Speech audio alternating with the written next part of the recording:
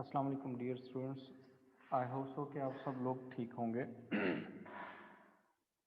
अच्छा, जो last class थी लास्ट वीक में हमने उसमें पढ़ी थी financial statements of sole trader, और उसके साथ उसके बाद हमने डिबेंचर्स किए थे और साथ में शेयर इशू किया था, जिसमें राइट इशू भी था, बोनस इशू भी, वो हमने कर लिया था। ठीक है।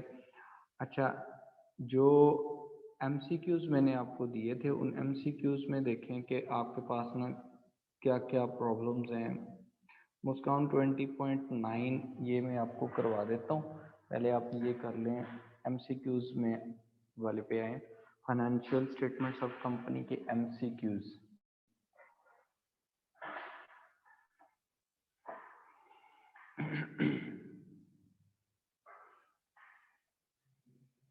इसमें देखें, आपको जो प्रॉब्लम्स हैं वो पूछे मुझसे। हमने क्वेश्चंस किए थे, कितने क्वेश्चंस कर लिए थे हमने क्वेश्चंस किए थे यहाँ पर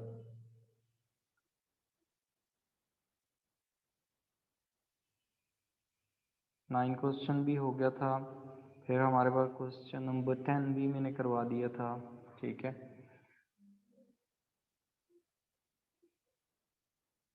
MCQ number 12, Muskan. Okay Kashyap, this is your first class. Okay, welcome. अब उसमें यह है कि आपने बेसिक्स तो पढ़ी होंगी, जो सर ने आपने फिजिकल क्लासेस में अगर आपने पढ़ा है तो बेसिक्स तो आपने कर लिए होंगे। ठीक है। अभी हम जो कर रहे हैं वो financial statements of sole trader, financial statements of sorry company कर रहे हैं, और उसमें डिबेंचर्स इशू, शेयर्स इशू, और उसमें राइट इशू और बोनस इशू हमने किया है। तो एमसीक्यूज कर रहे थे लास्ट क्लास में भी मैंने एमसीक्यूज दिए थे होमवर्क के तौर पर। तो मुस्कान आप कह रही हैं क्वेश्चन नंबर 12 करवा दें। अच्छा, देखें क्वेश्चन नंबर 12 को रीड करें। उसने कहा है कि आपके पास ना a company has authorised share capital of 1 million 50% issued. ठीक है। अब आप 50% इसमें से 1 मिलियन का 50% लें तो वो आपके आते हैं 500,000 डॉलर्स के आपने ऑर्डिनरी शेयर्स इशू किए हुए। ठीक हो गया। ये इशूड कैपिटल है आपका, issued ordinary share capital. Okay. उसके बाद उसने कहा है कि next 200,000 10% fully paid up preference shares. Preference shares जो हैं वो आपके हैं 200,000 के, और आप उस पे जो इंटरेस्ट आपने देना है, या जिसे हम कहते हैं प्रेफरेंस डिविडेंड देना है, वो 10% देना है। और उसके बाद 200,000 के आपने डिबेंचर्स इशू के, लोन लिया हुआ, 8% उस पर इंटरेस्ट आप पे करते हैं। उसने कहा प्रॉफिट, ऑपरेटिंग प्रॉफिट जो है वो आपका आया है for the most recent year is $100,000। ठीक है। आपका प्रॉफिट कितना है? $100,000 का। कहता है if the profits were fully distributed. ठीक है। ये इंपॉर्टेंट एक लाइन है कि अगर आप सारे का सारा प्रॉफिट जितना है सारा डिस्ट्रीब्यूट कर दें, इसका मतलब ये है कि आप सारे का सारा एज अ डिविडेंड दे दें। ठीक है। तो आपके पास रिटेन अर्निंग्स में ज़ीरो हो जाना चाहिए, कुछ भी नहीं बचना चाहिए कि 100,000 है, सारे का सारा आपने इसमें से बचाना कुछ नहीं है, सारे का सारा डिस्ट्रीब्यूट कर देना है। कहते they would be sufficient to pay the ordinary dividend of, percentage आपने बतानी है। ठीक है। अब यहाँ देखें, आपके पास सबसे पहले जो है ऑपरेटिंग प्रॉफिट। ऑपरेटिंग प्रॉफिट का मतलब ये होता है कि आपका profit before interest and tax है। Profit before interest and tax वो कितना है? That is given $100,000। ये आपका $100,000 का है, ये सेकेंड लाइन के एंड पे गिवन है ये। उसके बाद इसमें से आप इंटरेस्ट या फाइनेंस कॉस्ट माइनस करेंगे। फाइनेंस कॉस्ट, फाइनेंस कॉस्ट जो होता है that is interest on loan. जी मुबशर लुकमान, आप क्वेश्चन टाइप करेंगे तो क्वेश्चन मेरे पास आएगा। आप हैंड रेज कर रहे हैं, you can not use mic. ठीक है। आप अपना क्वेश्चन टाइप कर दें, मैं क्वेश्चन रीड करके आपको आंसर करता हूँ। उसके बाद देखिए, आपके जो डिबेंचर्स आपने लोन लिया है वो $200,000 का लोन लिया है और उस पे आप इंटरेस्ट ले रहे हैं 8%। ठीक है, कैलकुलेट 8% ऑफ 200,000 कितना बनता है ये। ठीक है, दिस वुड बी $16,000। आप इसको माइनस करेंगे, remaining would be 84,000। This is profit after interest. ठीक है, अब इसमें से आपने माइनस करना होता है टैक्स, लेकिन टैक्स आपको क्वेश्चन में गिवन नहीं है, तो इसका मतलब है रिमेनिंग प्रॉफिट जो होगा वो आपके पास प्रॉफिट आफ्टर टैक्स 84,000 आ जाएगा, प्रॉफिट आफ्टर टैक्स। अब इसमें से आपने क्या करना है, अब इसमें से आपने first of all you will provide preference dividend. आप प्रेफरेंस डिविडेंड इशू करेंगे। जो प्रेफरेंस डिविडेंड होता है वो कितना प्रेफरेंस डिविडेंड है, देखें जो फर्स्ट लाइन है उसके एंड पे गिवन है $200,000 आपने एट द रेट ऑफ 10%। ये 10% डिविडेंड है, preference dividend, fully paid preference shares हैं। तो प्रेफरेंस डिविडेंड $200,000 का आपने कितने परसेंट लेना है, 10%। ठीक है, तो ये बन जाएगा आपका 20,000, इट वुड बिकम 20,000। ठीक हो गया। अब आप जब इसको माइनस करेंगे रिमेनिंग वुड बी 64,000। ठीक हो गया, 64,000 would be profit available for ordinary shareholders. ठीक है, अब आपके पास है ये प्रॉफिट है for ordinary dividend.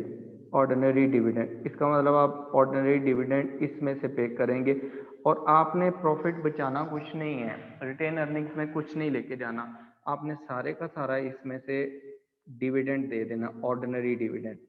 Ordinary dividend would be 64,000। It means there must be nothing in retain earnings. आपके पास रिटेन अर्निंग्स में कुछ नहीं रहना चाहिए। अब देखें आपका जो ऑर्डिनरी डिविडेंड आया है वो कितनी अमाउंट का आया है, वो आया आपके पास 64,000 का। उसने परसेंटेज पूछी है कि आप परसेंटेज बताएं कितनी होगी। तो जब आप परसेंटेज की तरफ जाएंगे तो percentage of ordinary dividend,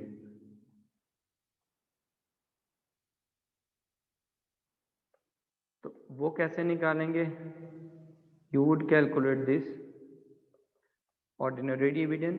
what is ordinary dividend, ठीक है, डिवाइडेड बाय, आप उसको डिवाइड किससे करेंगे, you would divide this with ordinary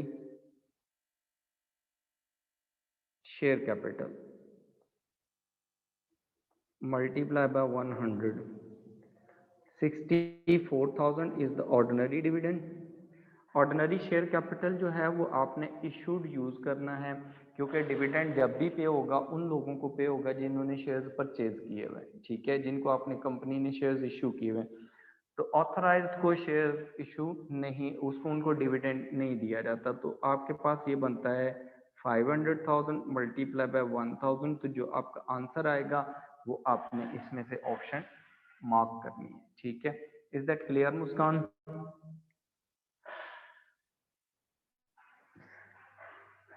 अच्छा, उसके बाद है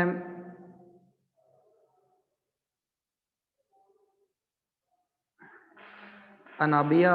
अनाबिया जैन, आपका क्वेश्चन है कि कौन से जो कॉस्ट है, which cost is included in administration and distribution cost. ठीक है, एडमिनिस्ट्रेशन और डिस्ट्रीब्यूशन जो कॉस्ट होती है ना वो कॉस्ट होती हैं, जैसे कि हेड ऑफिस है आपका, जो हेड ऑफिस है उसमें मैनेजर्स होते हैं, उनकी सैलरीज, उनको जो बेनिफिट्स दिए जाते हैं वो, उसके अलावा जो हेड ऑफिस का रेंट है, अगर अपनी बिल्डिंग होगी तो in that case that would be depreciation, वो भी हेड ऑफिस की एडमिनिस्ट्रेशन कॉस्ट में आ जाएगा। इसी तरह हेड ऑफिस के पास कोई नॉन करंट एसेट्स पड़े हुए हैं, जैसे कंप्यूटर सिस्टम्स पड़े हुए हैं। ठीक है, तो कंप्यूटर सिस्टम्स जो होते हैं उनकी मेंटेनेंस कॉस्ट, उनकी रनिंग कॉस्ट, उनकी डेप्रिसिएशन, उनकी insurance, each and everything would be the part of administration cost. ठीक हो गया। जो डिस्ट्रीब्यूशन कॉस्ट होती है, डिस्ट्रीब्यूशन कॉस्ट का मतलब होता है कि जब आप प्रोडक्ट प्रिपेयर कर लेते हैं उसके बाद जो स्टोर करते हैं, फिनिश्ड गुड्स स्टोर होती हैं, ठीक है। जैसे मैन्युफैक्चरिंग ऑर्गेनाइजेशन होती है, जब वो प्रोडक्ट और प्रिपेयर कर लेती हैं तो डेफिनेटली सेल करने से पहले वो स्टोर करती हैं फिनिश गुड्स को। तो जो फिनिश गुड्स के स्टोर होता है उसका जो रेंट होता है, उस स्टोर रूम का जो गार्ड होगा, उस स्टोर कीपर जो होगा, उनकी सैलरीज हैं, उनके बेनिफिट्स हैं, इसके अलावा उसकी हीटिंग लाइटिंग जितनी भी कॉस्ट है। इसके अलावा जो डिस्ट्रीब्यूशन के लिए गाड़ियां यूज होती हैं, जैसे आप गोर में देख लें, आपके पास यहाँ पर नेस्ले हैं, उनकी गाड़ियां होती हैं। इसी तरह आप मोल्टी फोम देख लें, डायमंड फोम देख लें, इन सब की डिस्ट्रीब्यूशन व्हीकल्स होती हैं। तो डिस्ट्रीब्यूशन के लिए जो व्हीकल्स यूज होती हैं उनकी रनिंग कॉस्ट, उनकी मेंटेनेंस कॉस्ट, उनकी इंश्योरेंस, उनकी डेप्रिसिएशन, प्लस जो ड्राइवर्स होते हैं, हेल्पर्स होते हैं, जो डिस्ट्रीब्यूशन में हेल्प कर रहे होते हैं, उनकी salaries and benefits, all these cost will be the distribution cost. Is that clear, Anabia?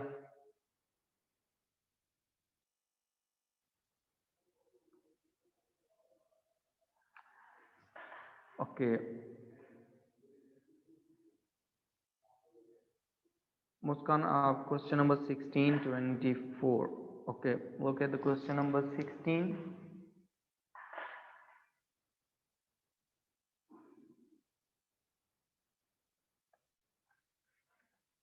Question number 16. A company is financed by $10,000 one ordinary shares.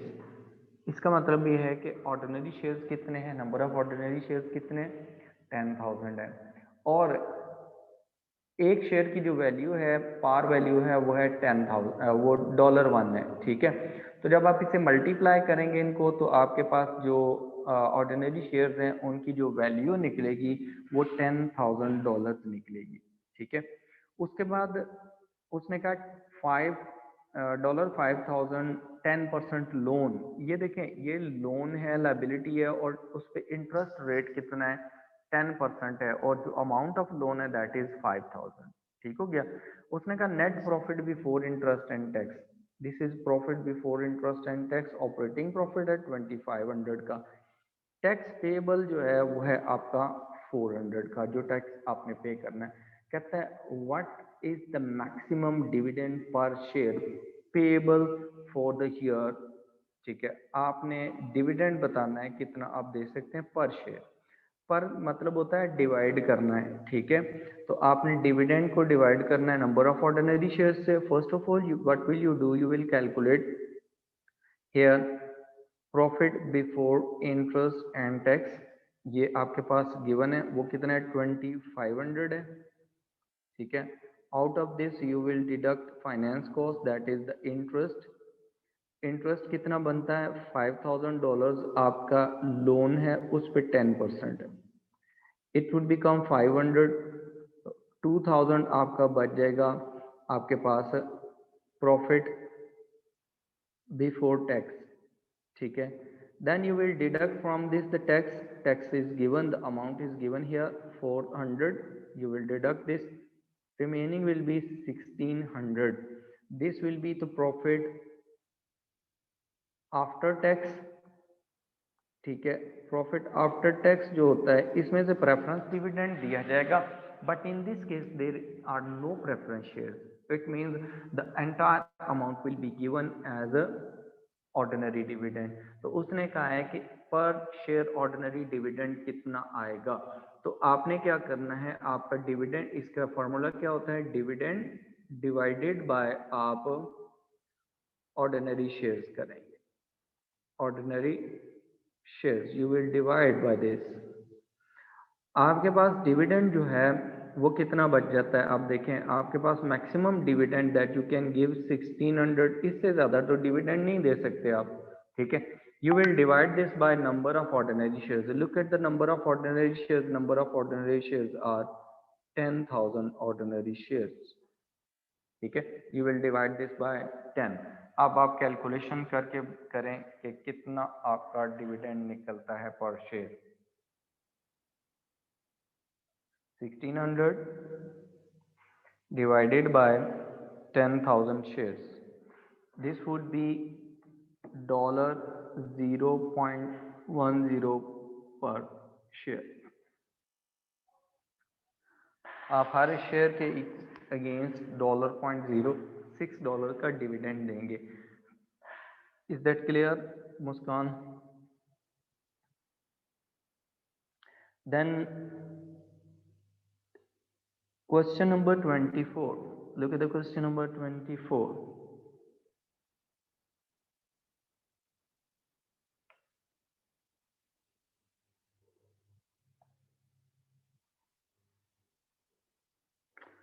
Yes, again he is saying that what is the dividend per share, आपने per share dividend निकालना है।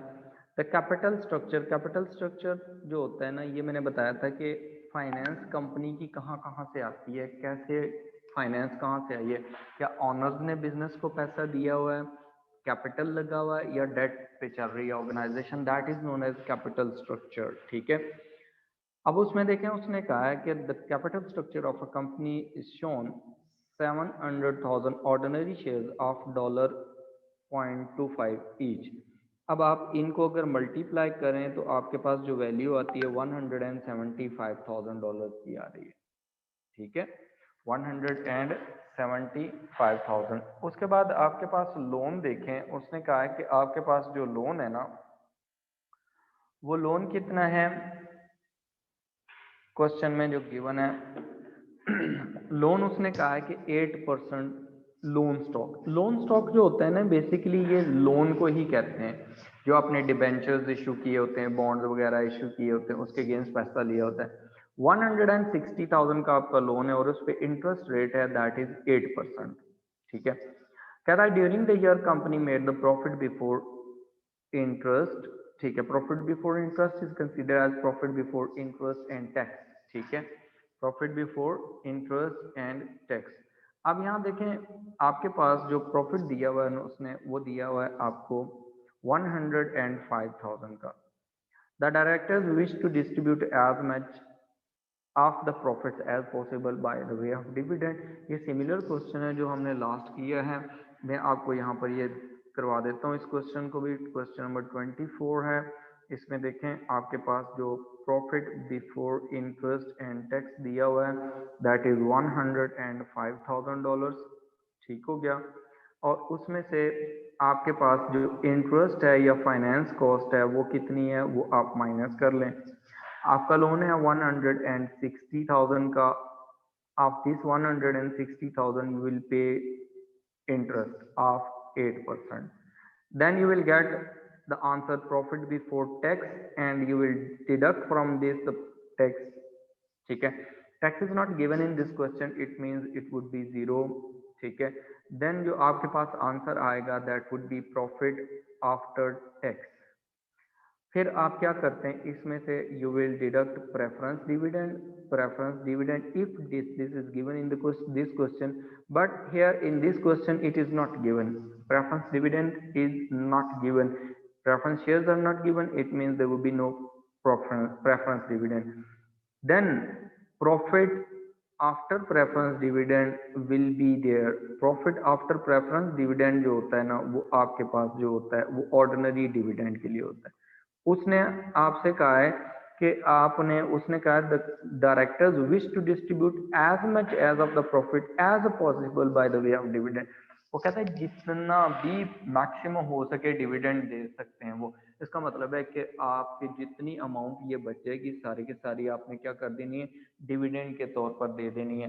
अब देखें आपके पास जो loan था वो 160,000 का था, 160,000 उसका आप 8% कैलकुलेट करें, इट बिकम्स 12,800। ठीक हो गया, उसमें से आपने माइनस कर लेना है 105,000 में से आप इसे माइनस कर लें, the remaining amount will B 92,200।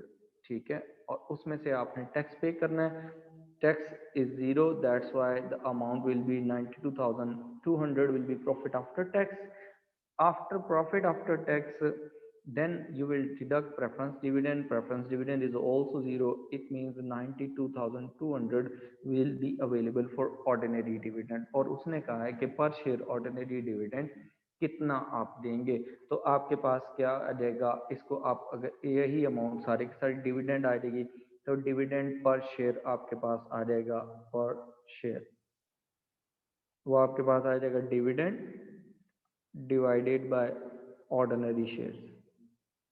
ठीक है, तो वो देखें आपके पास ऑर्डिनरी शेयर्स कितने हैं। ऑर्डिनरी शेयर्स आपके पास क्वेश्चन में गिवन है 92,200 is dividend total divided by ordinary shares 700,000। आप इसको 700,000 से डिवाइड कर लें, डिवाइडेड बाय 700,000 ऑर्डिनरी शेयर्स। ठीक है, तो आपके पास ये वैल्यू आ जाएगी। कितना डिविडेंड आएगा आपके पास, 4 डिजिट तक का उसने वैल्यूज दी हुई हैं, कुछ 2 डिजिट तक दी हुई हैं, तो आपकी वैल्यू आती है 0.13। ठीक है, अब यहाँ देखें ए की वैल्यू है 0.1317, ये वैल्यू जो ए ऑप्शन है that is the correct option. ठीक हो गया, इज दैट क्लियर। अच्छा, उसके बाद क्वेश्चन नंबर 48 एंड 50, लगता है बाकी लोगों ने क्वेश्चन किए ही नहीं है।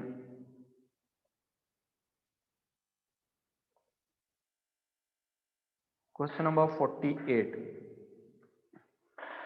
उसने कहा है कि आप what is the total value of the non current liabilities at 31 December 2016। Non current liabilities की टोटल वैल्यू बतानी है। Non current liabilities are long term liabilities. ठीक है, a company provides the following data on 1 January 2016। 10% debentures पे interest कितना है, 10%, that is payable in 2020। और आपका यहाँ पर करंट ईयर कौन सा चल रहा है, 1 जनवरी 2016। 31 दिसंबर को आपने इसको रिपोर्ट करना है। तो जो डेट्स होते हैं, जो डिबेंचर्स आपके पेएबल होते हैं विद इन अ ईयर, वो आपकी करंट लाइबिलिटी में आ जाएंगे। जैसे 31 दिसंबर से अगला नेक्स्ट 31 दिसंबर आ रहा है, 31 दिसंबर 2017 आएगा। इसके दौरान जो पेमेंट्स वो कर देंगे वो करंट लाइबिलिटीज होंगी, जो लोन नहीं पे करेंगे वो लॉन्ग टर्म लाइबिलिटीज आ जाएंगी।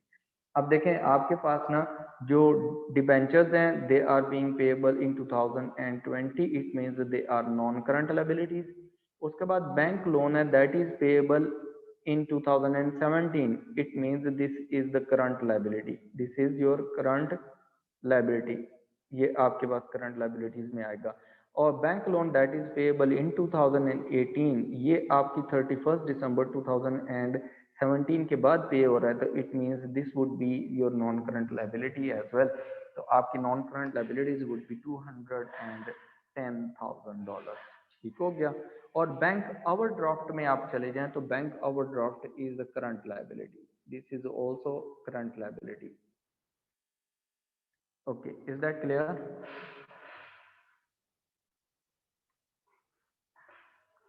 क्वेश्चन नंबर 50 देखें। क्वेश्चन नंबर 50 में उसने कहा कि व्हाट इज द प्रॉफिट और लॉस फ्रॉम द ऑपरेशंस। आपको profit before interest and tax calculate करना है। You are required to calculate profit before interest and tax. उसने company a limited company provides the following information। उसने कहा retained earnings at the start of the year, आपके start में retain earnings कितनी थी, retain earnings at the end of the year वो कितनी थी, वो भी उसने बता दी। फाइनेंस कॉस्ट भी बता दी है, और उसने कहा है कि डिविडेंड पेड भी बता दिया और डिविडेंड प्रपोज्ड भी बता दिया है। ठीक है, अब देखें उसने आपसे पूछा है कि आपके प्रॉफिट कितने आते हैं ऑपरेशन से। ठीक है, अब यहाँ पर देखें जो हम कैलकुलेशंस करते हैं, जो प्रॉफिट आते हैं ना हमारे पास, profit before interest and tax, इसमें से हम माइनस कर लेते हैं इंटरेस्ट। ठीक है, प्रॉफिट आफ्टर इंटरेस्ट आ जाता है, माइनस उसमें से हम टैक्स निकाल लेते हैं, तो हमारे पास प्रॉफिट आफ्टर टैक्स आ जाता है, प्रॉफिट आफ्टर टैक्स की वैल्यू आ जाती है। अच्छा, इसमें से फिर हम क्या करते हैं, हम प्रेफरेंस डिविडेंड पे कर देते हैं, प्रेफरेंस डिविडेंड देते हैं, ऑर्डिनरी डिविडेंड। यहाँ पर क्योंकि उसने एक ही दिया हुआ है प्रॉफिट, तो हम उसी को कंसीडर कर लेंगे। डिविडेंड प्रेफरेंस और ऑर्डिनरी दोनों ही हम इकट्ठा कंसीडर कर लेते हैं। डिविडेंड कितना है, डिविडेंड पेड कितना हुआ है, वो हमारे पास आ गया। उसके बाद आपके पास जो नेक्स्ट वैल्यू आएगी, ये आपके पास रिटेन्ड अर्निंग्स की आ जाएगी। ठीक है, रिटेन अर्निंग्स की जो वैल्यू आती है, जो रिटेन्ड प्रॉफिट्स होते हैं, इसमें आप क्या करते हैं, ओपनिंग जो बैलेंस होता है, ओपनिंग रिटेन अर्निंग्स, उनको ऐड कर लेते हैं। ओपनिंग रिटेन अर्निंग्स को आप ऐड करेंगे तो आपके पास क्लोजिंग बैलेंस आ जाएगा। यही हम statement of changes in equity में भी करते हैं कि statement of changes in equity में हमारे पास क्या वैल्यूज हैं। ठीक हो गया, उसमें भी हम इसको उसी तरह ही इक्विट कर लेते हैं। अब यहाँ देखें कि आपके पास ना जो क्लोजिंग बैलेंस है, वो क्लोजिंग बैलेंस कितना है प्रेफरेंस डिविडेंड का। ठीक है, वो उसने सॉरी रिटेन अर्निंग्स का, रिटेन अर्निंग्स का क्लोजिंग बैलेंस है 286,000 का। वैल्यूज आप पहले पुट कर लें। अच्छा, ओपनिंग बैलेंस दिया हुआ है 244,000 का, ये आपके पास है। उसके बाद आपके पास ये जो रिटेन्ड प्रॉफिट्स आए थे, रिटेन्ड प्रॉफिट इस दफ़ा के जो आपने प्रॉफिट रिटेन्ड किए, रिटेन्ड प्रॉफिट, उसकी वैल्यू आ जाएगी। अच्छा, उसके बाद डिविडेंड पेड जो है वो भी गिवन है। डिविडेंड पेड है 80,000 का, आपने डिविडेंड पे किया है। ठीक है, और प्रॉफिट आफ्टर टैक्स आ जाएगा, और टैक्स की वैल्यू आपको देखें गिवन है, टैक्स की वैल्यू नहीं गिवन। तो इंटरेस्ट की वैल्यू गिवन है, फाइनेंस कॉस्ट, फाइनेंस कॉस्ट कितनी है 12,000 की। तो अब आप इसको रिवर्स कैलकुलेशंस कर लेंगे। जो चीज़ें आपने ऐड की हुई हैं वो माइनस कर लें, जो माइनस की हुई हैं उनको ऐड बैक कर दें, तो आपका आंसर आ जाएगा। इसकी कैलकुलेशंस करें, रिवर्स कैलकुलेशंस करें, क्या आंसर आता है इसका। डू द रिवर्स कैलकुलेशन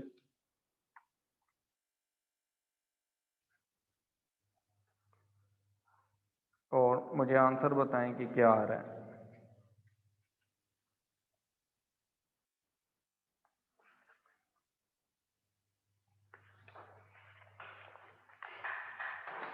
ठीक हो गया, is that clear, question clear है ये। यहाँ तक कि आपने रिवर्स कैलकुलेशंस करनी है इसमें, क्योंकि आपको जो वैल्यूज दी हुई हैं वो उसने दे दी हैं प्रॉफिट आफ्टर इंटरेस्ट वगैरह की, और उसमें से आपने रिवर्स कैलकुलेशंस करनी है।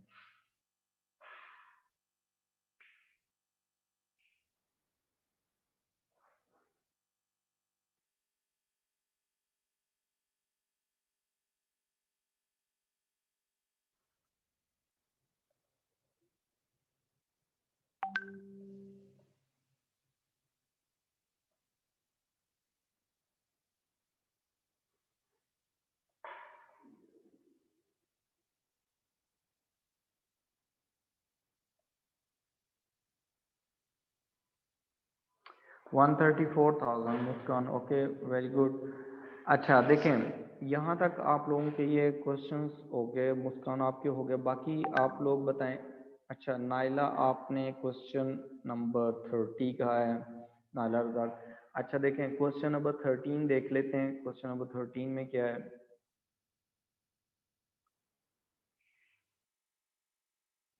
क्वेश्चन नंबर 13 में उसने कहा है कि आपके पास ना, what are the entries for dividends in the profit and loss appropriation account for the year ended 31st March 2002 and the balance sheet at that date। ठीक हो गया, उसने कहा कि आप बताएं प्रॉफिट एंड लॉस अकाउंट में आपके पास क्या एंट्रीज आएंगी अप्रोप्रिएशन अकाउंट के अंदर और बैलेंस शीट के अंदर। ठीक हो गया। अब देखें, जो डाटा गिवन है उसने कहा company made the following payments. ठीक है, कंपनी ने ये पेमेंट्स की हैं, कौन कौन सी पेमेंट्स की हैं उसने। कंपनी ने 1 जून 2000 को एक दिया dividend, final dividend for the year ended 31 मार्च 2001। उसने कहा कि जो ईयर 31 मार्च 2001 में एंड हुआ उसकी पेमेंट हुई है इस साल। होता नॉर्मली यह है, देखें कि जब ईयर क्लोज होता है तो उस टाइम डिविडेंड जो होता है वो प्रपोज होता है। ठीक हो गया। जब डिविडेंड प्रपोज होता है ऑर्डिनरी डिविडेंड, तो वो उसके बाद उसकी पेमेंट उसके बाद होती है। जब एजीएम होती है, एनुअल जनरल मीटिंग होती है, उसमें वो अप्रूव हो जाता है, डिक्लेयर हो जाता है, फिर उसकी पेमेंट मिलती है। ठीक है, तो यहाँ पर भी यही हुआ है कि 31 मार्च 2001 को आपने जो प्रपोज किया हुआ था डिविडेंड, फाइनल डिविडेंड, उसकी पेमेंट आपने यहाँ पर की, ये पेमेंट हुई है। ठीक है, 40,000 की। कहता है 31 दिसंबर 2001 को interim dividend for the year ended 31 March 2002। जो करंट ईयर चल रहा है ना 2002, जिसके बारे में वो पूछ रहा है, 31 मार्च 2002 को जो एंड हो रहा है, ये ईयर स्टार्ट हुआ है 1 अप्रैल 2001 से और एंड हो रहा है 31 मार्च 2002 में। ठीक है, उसके लिए भी आपने इंटरिम डिविडेंड भी पे कर दिया, कितने का, 15,000 का। अब उसने कहा है कि जो ऑन 1 जून 2002, अब अगले साल 1 जून 2002 में जाके फाइनल डिविडेंड जो है वो पे हुआ है। अब देखें ये डेट चेक कर लें कब पेमेंट हुई है। ठीक हो गया। अच्छा, अब आपसे वो क्वेश्चन ये कर रहा है कि आप बताएं कि जो डिविडेंड है वो आपने अप्रोप्रिएशन अकाउंट में कितना शो करना है और बैलेंस शीट में 31 मार्च 2002 को कितना शो करना है। ठीक हो गया। अब यहाँ देखें, जो हमने डिविडेंड पे किया है वो कितने पेमेंट करनी है, हमने पेमेंट कितनी की है।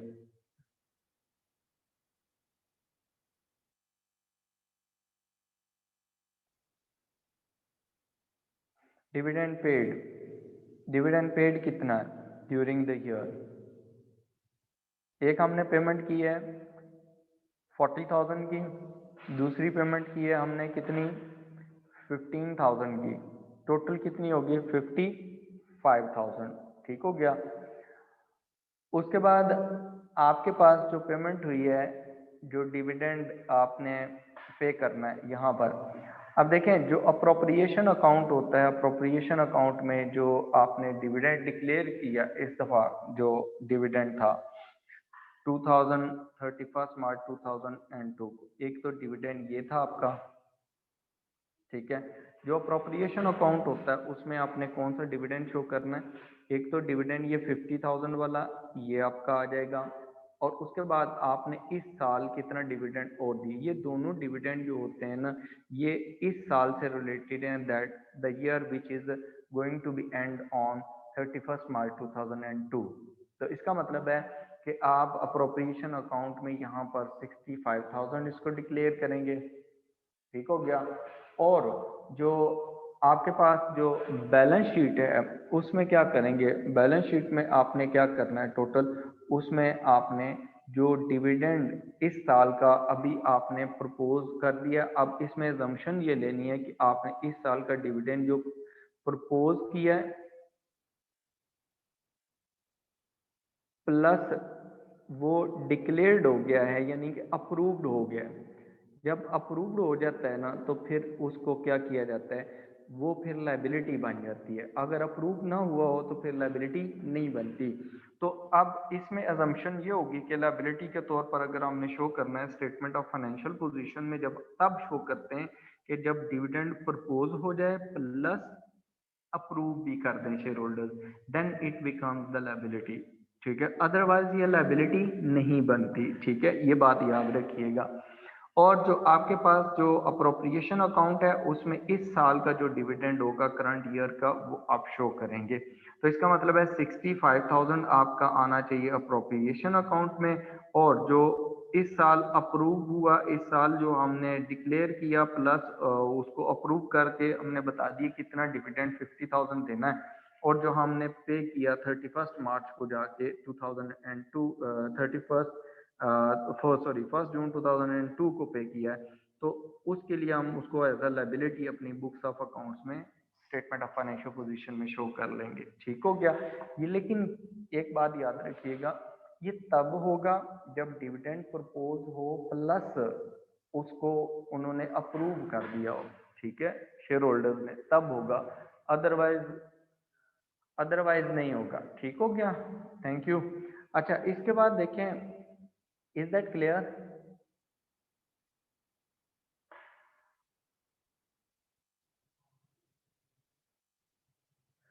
कश्यप सर, प्रेफरेंस शेयर होते तो डिविडेंड पर प्रेफरेंस शेयर पर आता। हाँ जी, जब प्रेफरेंस शेयर्स होंगे तो आपने प्रेफरेंस शेयर्स का डिविडेंड भी उसमें से माइनस करना है। ठीक है Nile or, the question number 13, is that clear?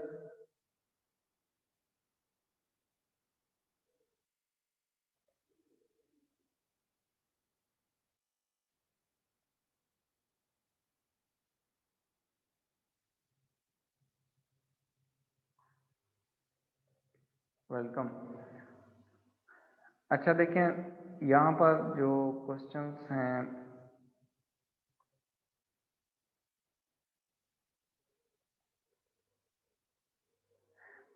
अच्छा जो क्वेश्चंस मैंने आपको करवाए थे आपने उतने ही क्वेश्चन करने हैं, उससे आगे क्वेश्चंस नहीं करने हैं। जो मैंने लास्ट टाइम आपको लास्ट चैप्टर करवाया था, ठीक है, शेयर्स एंड डिबेंचर्स वाला, जहाँ तक मैंने कहे थे वहाँ तक ही क्वेश्चन करने हैं, उसके आगे क्वेश्चंस नहीं करने हैं आपने। ठीक हो गया। और उसके बाद देखें, जो अभी मैं आपको ना क्वेश्चंस करवाता हूँ, एमसीक्यूज जो हैं, जो नेक्स्ट टॉपिक है हमारा उसके एमसीक्यूज पहले करवाता हूँ। अभी जो सॉरी शेयर्स एंड डिबेंचर्स वाला करवाया, ताकि आपके कॉन्सेप्ट जो है ना वो और रिफाइन हो जाए इससे रिलेटेड। आई होप सो कि जिन लोगों ने क्वेश्चन पूछे मुझसे उन्होंने तो सारे क्वेश्चंस किए होने, तो बाकी लोग जो हैं वो अगर क्वेश्चंस नहीं कर रहे अभी भी, तो मैं आप लोगों को ये कहूँगा कि आप लोगों ने मैक्सिमम प्रैक्टिस जो है वो अपनी करनी है एमसीक्यूज पे। ठीक है, और आप लोगों ने इसको डिले नहीं करना, आज का काम आपने कल पे नहीं छोड़ना या वीकेंड पे नहीं छोड़ना। उसकी रीज़न मैं आपको बताता हूँ कि आपकी फेब में अटेम्प्ट है, now this is December, today it's 7। ठीक है, तो आपके पास तकरीबन 2 महीने हैं। ठीक है, आपका जनवरी का मंथ रह गया और ये 2 मंथ ऐसे गुजर जाएंगे कि आपको पता भी नहीं चलना। और अगर आप क्वेश्चंस नहीं कर रहे तो then there will be problems at the end. ठीक है, जो स्टूडेंट्स क्वेश्चंस करते हैं वो डेफिनेटली पूछते भी हैं, उन्हें प्रॉब्लम्स भी आती है। ठीक है, और जो नहीं करते उनका कुछ भी नहीं कहा जा सकता। अच्छा देखें, अनाबिया जैन, आपने क्वेश्चन नंबर 19.8 का है। ठीक है, 19.8 क्वेश्चन में देख लेता हूँ तो फिर आपको करवा देता हूँ। ये क्वेश्चन हमने पहले लास्ट दिए थे, मैंने आपको होमवर्क में दिया था ये क्वेश्चन। क्या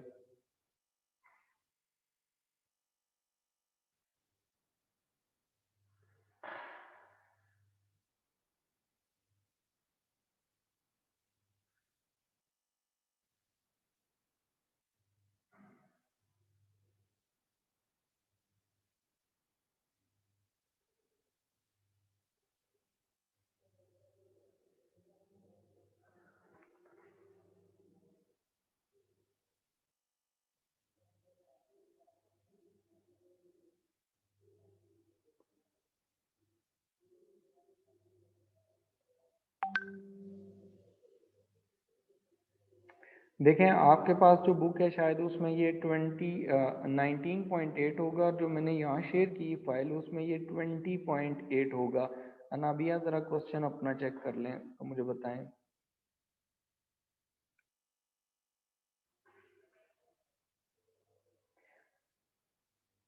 ये शेयर्स एंड डिबेंचर्स वाला चैप्टर है। अच्छा सॉरी, जो मैं इधर चेक कर रहा हूँ क्योंकि वो मैं था आज़ाद कश्मीर में, तो मैंने वहाँ पर वो आपको शेयर किए थे, अपलोड किए थे वहाँ पर। तो वो एक टैबलेट लिया था मैंने किसी का क्लासेस लेने के लिए, क्योंकि मैं अपना ये सिस्टम लेके नहीं गया था, याद लेके नहीं जा सका था। इस वजह से वो मैं आपको क्वेश्चन देख के ना वो फिर नेक्स्ट क्लास में करवा दूंगा। ठीक है, वो मैं शेयर भी कर लूँगा फाइल, फिर मैं उसको देख लूँगा, उसको करवा दूँगा। आपका क्वेश्चन भी है, और जो दूसरा है यहाँ पर ना मुस्कान, आपका भी क्वेश्चन है, वो भी मैं करवा दूँगा फिर नेक्स्ट क्लास में। ठीक है,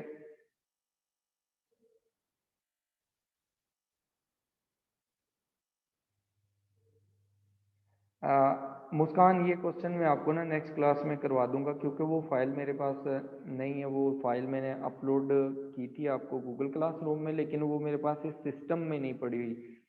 ठीक है, वो मैं डाउनलोड करूंगा और नेक्स्ट क्लास में आप मुझे मैं कल करवा दूंगा। आपने मुझे पहले ही याद करवा देना है, ठीक हो गया।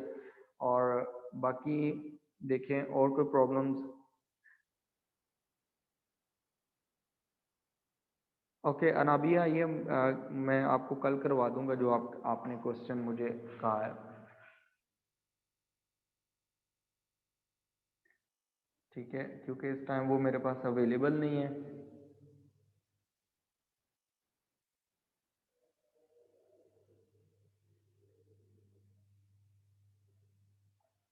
ठीक हो गया।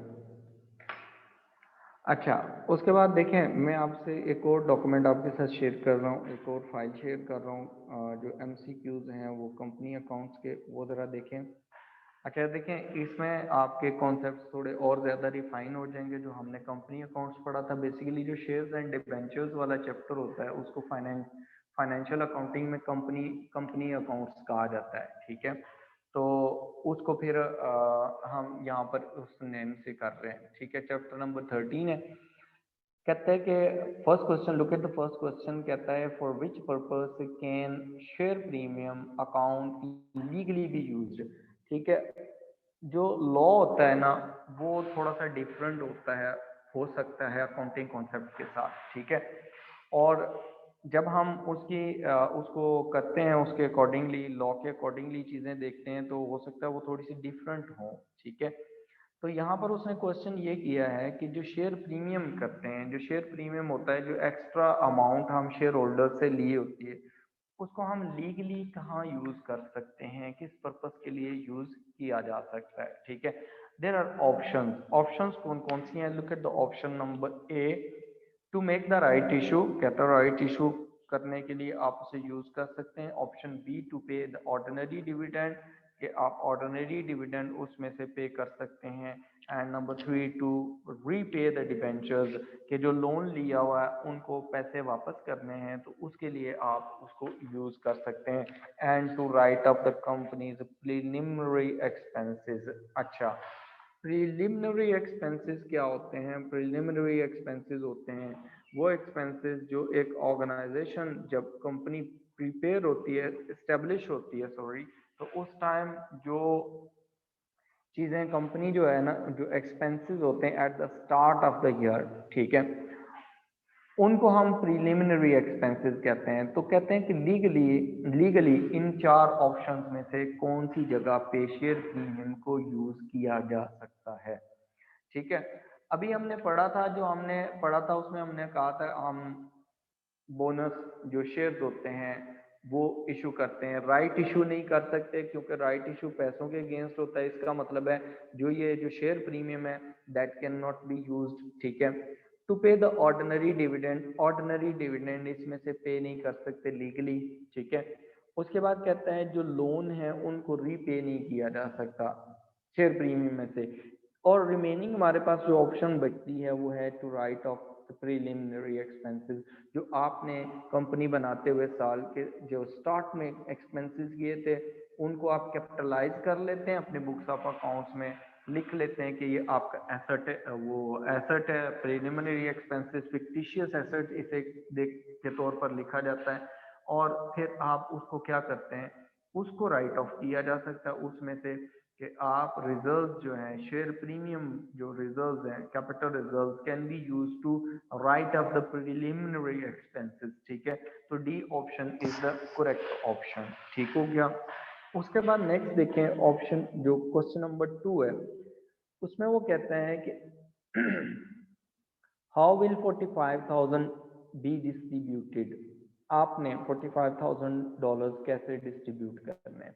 कहता है a company has just been wound up. ठीक है, ये कंपनी बंद हो गई। The only assets that remain have realised 45,000। इसका मतलब भी है, समझने इस क्वेश्चन को, कि कंपनी जो है वाइंड अप हो गई है। वाइंड अप का मतलब होता है बंद हो गई है। ठीक है, कंपनी क्या हो गई है? क्लोज हो गई है।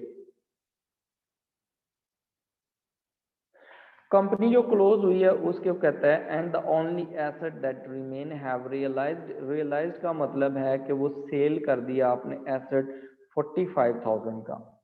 कितने का आपने एसेट सेल किया है? 45,000 का। उसने कहा है the summary of the companies capital structure, तो कैपिटल स्ट्रक्चर जो है उसकी समरी दे दी उसने कहा ऑर्डिनरी शेयर होल्डर्स के पास 20,000 उनकी इन्वेस्टमेंट थी, प्रेफरेंस शेयर होल्डर्स की 40,000 थी और लोन था वो 30,000 का था। उसने कहा आप बताएं कि आप ये जो $45,000 का आपने एसेट सेल किया है इस अमाउंट को कैसे यूटिलाइज करेंगे।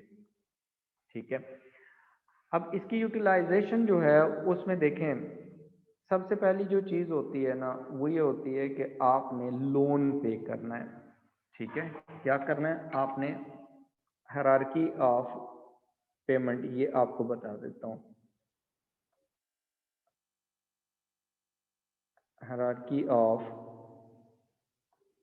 पेमेंट, अगर आपका बिजनेस कभी बंद हो जाए तो बिजनेस जब बंद होगा तो आपके एसेट्स जो हैं वो सेल किए जाएंगे। तो सेल किए जाएंगे तो आपके पास ना उसको कैसे आप लेके चलेंगे, यानी कि पेमेंट्स कैसे करेंगे, हायरार्की क्या होगी। फर्स्ट ऑफ ऑल तो आप डेट की पेमेंट करेंगे। सबसे पहले क्या करेंगे, फर्स्ट पे डेट की पेमेंट करेंगे। ठीक है, सेकंड नंबर पे फिर आप प्रेफरेंस शेयर होल्डर्स को पेमेंट करेंगे और थर्ड नंबर पे आपने पेमेंट करनी है ऑर्डिनरी शेयर होल्डर्स को। अब देखें ऑर्डिनरी शेयर होल्डर्स का जहाँ रिस्क ज़्यादा होता है, रिवॉर्ड भी ज़्यादा होता है कि अगर जो पैसा बचेगा, जो डिविडेंड बचेगा वो उनका है, प्रेफरेंस शेयर होल्डर्स का नहीं है, उनको पहले ही डिविडेंड दे दिया जाता है। वहाँ पर उनका रिस्क भी ज़्यादा होता है। ठीक है, ये उस कॉन्सेप्ट से रिलेटेड है कि अगर कंपनी क्लोज हो जाती है तो eight the and ordinary share holders को वही मिलेगा जो बचेगा, अदरवाइज कुछ नहीं मिलेगा। अब यहाँ देखें, सबसे पहले जो लोन है इसको पेमेंट करेंगे आप 30,000 की, आपका 45,000 है total payment, total amount receive हुई है। 30,000 उसमें से आपने दे दिया डेट का, लोन दे दिया वापस। जब लोन दे दिया बाकी आपके पास रिमेनिंग अमाउंट बच गई कितनी, 15,000। तो जो 15,000 अमाउंट है वो प्रेफरेंस शेयर होल्डर्स को 40,000 देना था, उसमें से you will just pay them 15,000, बाकी अमाउंट उनको पे नहीं होगी and ordinary share holders will get nothing. ठीक हो गया। तो अब देखें ऑप्शन, इनमें से कौन सी ऑप्शन करेक्ट होगी यहाँ पर, फिर option B is the correct option because loan stock is being paid fully, preference shares are being paid partly। ठीक है, उनको partly पेमेंट हो गई है and ordinary shareholders are getting nothing. ठीक है, ये क्लियर है। ये रिस्क एंड रिवॉर्ड से रिलेटेड क्वेश्चन है कि जहाँ पर ऑर्डिनरी शेयर होल्डर्स के रिस्क ज्यादा होता है, रिवॉर्ड ज्यादा होता है, रिस्क भी ज्यादा होता है। ठीक है, डिविडेंड भी एंड पे मिलता है और अगर in case of winding up of company, first of all debt holders will be paid, then preference shareholders will be paid, at the end ordinary shareholders will be paid if something will be remaining। ठीक हो गया। उसमें question number 3 देखें, look at the question number 3। उसने कहा है कि what was the distributable profit for the accounting year ended 31 अगस्त 99। ठीक है, आपके 31 अगस्त 99 में कितनी पेमेंट जो है डिस्ट्रीब्यूटेबल प्रॉफिट्स होंगे। उसमें देखें जो आपके पास यहाँ पर प्रॉफिट्स हैं, उसने कहा the data shows the income statement of the company for the year ended 31 August 99। Operating profits 40,000 के हैं आपके पास। ठीक है, उसमें से आपने इंटरेस्ट पे कर दिया 6,000 का, रिमेनिंग आपके पास है प्रॉफिट आफ्टर इंटरेस्ट आ गया 34,000। कहता है profit on the sale of the investment shares आपके 68,000 आ गए। ठीक है, और उसके बाद उसने कहा कि आपके पास transfer to the general reserves आ गए और 30,000 के, और unappropriated profits for the year आपके पास आ गए 72,000 के। ठीक हो गया।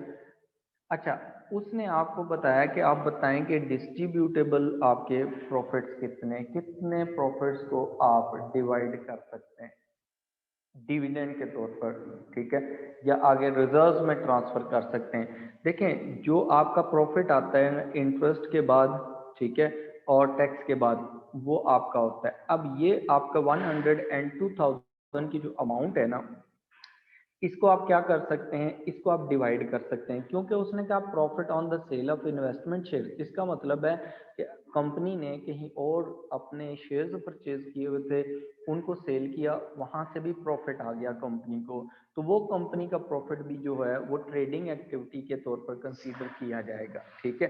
तो जो भी ट्रेडिंग प्रॉफिट्स होते हैं, ट्रेडिंग एक्टिविटीज के थ्रू आते हैं, तो उनमें से profit after interest and tax they can be divided, they can be distributed. जो रिजर्व में ट्रांसफर होता है ना, ये जो रिजर्व में ट्रांसफर लिखा हुआ है, this is distribution, this is distribution of profit, इसको हम डिस्ट्रीब्यूशन ऑफ प्रॉफिट ही भी कहते हैं। जब हमने statement of changes in equity बनाई थी, तो उसमें जो प्रॉफिट्स आते थे, profit after interest and tax, उसमें से जनरल रिजर्व में ट्रांसफर होता था। तो वो जनरल रिजर्व में जो ट्रांसफर होता था, वो हम उसे कहते थे कि वो हमारे पास डिस्ट्रीब्यूशन है प्रॉफिट्स के। उसके बाद देखें, जो इसका जो आंसर आएगा वो आएगा $102,000 कैन बी डिस्ट्रीब्यूटेड, तो वो हमारे पास ऑप्शन यहाँ पर बनती है ऑप्शन डी, ठीक हो गया। उसके बाद नेक्स्ट देखें, उसने कहा है कि what is the meaning of the companies authorised share capital. Company के जो ऑथराइज्ड शेयर कैपिटल है उसके मीनिंग बताएं क्या होता है। ऑप्शंस उसने दे दिए। ऑप्शंस में उसने कहा the maximum amount that is permitted to borrow. Maximum amount तक तो ठीक है, लेकिन उसने ये जो लिखा ना परमिटेड टू बोरो, इसका तो मतलब है कि आप लोन ले सकते हैं। बोरो का मतलब होता है लोन लेना। तो जो कैपिटल होता है ना, वो लोन नहीं होता, वो इक्विटी का पार्ट होता है। तो इसका मतलब है कि option A is not correct, ठीक है, इनकरेक्ट है ये। ऑप्शन बी में कहा the maximum nominal value of the shares it is permitted to issue. ये ऑप्शन जो है ये करेक्ट है कि आप मैक्सिमम कितने शेयर्स जो हैं वो पब्लिक को इशू कर सकते हैं, लोगों से पैसा ले सकते हैं, ठीक है, कितनी वैल्यू, ठीक है, that is called preference, that is called authorise capital. Option C देखें उसमें, और उनको रीड कर लेते हैं कि वो अगर रॉन्ग है तो उनमें क्या चीज़ क्यों रॉन्ग है। कहता the nominal value of the ordinary shares and preference share capital in issue. आपने जब शेयर्स इशू ही कर दिए हैं तो वो तो ऑथराइज ना रहे ना। ऑथराइज होता है मैक्सिमम वैल्यू कितनी है, उनमें से आप हो सकता है 10 लाख के शेयर्स आपको ऑथराइज थे, उनमें से आपने $600,000 के शेयर्स आपने क्या कर दिए, इशू कर दिए। तो इशू जो है that is the part of the authorise capital, लेकिन जो इसको हम ऑथराइज कैपिटल नहीं कहेंगे। उसके बाद total of the share holders fund. Total of the share holders fund जो होता है उसमें क्या क्या चीज़ें शामिल होती हैं, उसमें आपका कैपिटल भी शामिल होता है, उसमें शेयर होल्डर्स के जो रिटेन अर्निंग्स होती हैं वो भी शामिल होती हैं, शेयर प्रीमियम भी होता है, यानी कि रिजर्व्स भी उसमें शामिल होते हैं, और कैपिटल भी शामिल होता है। That is not authorise capital. Authorise capital में ऑप्शन बी ही उसकी करेक्ट ऑप्शन है, सी और डी भी इनकरेक्ट है। क्वेश्चन नंबर 5 देखें, look at the question number 5। कहता है from which of the following do revenue reserves arise. कहता है कि रेवेन्यू रिजर्व्स कहाँ से रेज होते हैं, ठीक हो गया। उसमें उसने ऑप्शंस बता दिए। ऑप्शंस में देखें हमारे पास ना, इसमें ऑप्शंस में कौन कौन सी ऑप्शंस उसने बताई हैं। ऑप्शन में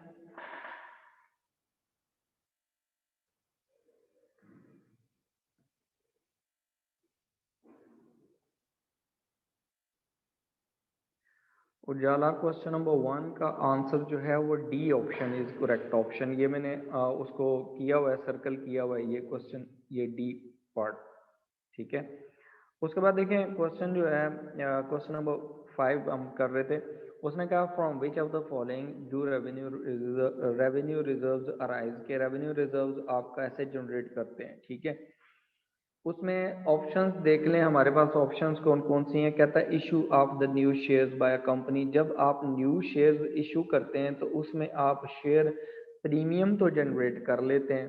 तो शेयर प्रीमियम होता है वो आपके पास कैपिटल रिजर्व होता है। न्यू शेयर से आपके पास कैपिटल रिजर्व्स होते हैं जनरेट। वो किस शेप में होते हैं capital reserves? Capital reserves in the shape of share premium. ठीक है, ये तब हो सकते हैं। इसका मतलब है ऑप्शन 1 इज इनकरेक्ट बिकॉज ये जब शेयर इशू करके आपने रिजर्व्स क्रिएट करने हैं या शेयर प्रीमियम करना है तो वो आपके पास क्या है, वो आपके पास कैपिटल रिजर्व्स हैं। Then second one, revaluation of non current asset. Revaluation of non current assets भी कैपिटल रिजर्व्स होते हैं। ये भी हमने डिस्कस किए थे कैपिटल रिजर्व्स में, तो ये ऑप्शन भी इनकरेक्ट है। देन सी ऑप्शन में वो कहता है share premium received on the issue of share. तो ये भी शेयर, ये आपका ये भी क्या है, कैपिटल रिजर्व्स है। जो पहले ऑप्शन है वही है शेयर कैपिटल, उसने बस डिफरेंट तरीके से उसको मोल्ड कर दिए। Then trading activities of the company. Company की जो ट्रेडिंग एक्टिविटीज होती हैं जिससे उनको प्रॉफिट जनरेट होते हैं, प्रॉफिट जनरेट आगे होके चले जाते हैं रिजर्व्स, उसमें जनरल रिजर्व्स क्रिएट हो जाते हैं, ट्रांसफर हो जाती है अमाउंट, रिटेन प्रॉफिट्स आ जाते हैं, रिटेन अर्निंग्स, वो सारे के सारे आपके पास यहाँ पर रेवेन्यू रिजर्व्स होते हैं। ठीक है, इज दैट क्लियर? अच्छा, उसके बाद क्वेश्चन नंबर 6 देखें। उसने कहा है कि विच item of expenditure should the directors consider delaying. ठीक है, वो कहता है कि कौन से जो डायरेक्टर्स हैं, कौन सा जो एक्सपेंडिचर है उसको कंसीडर कर सकते हैं कि उसको डिले किया जाए। ठीक हो गया।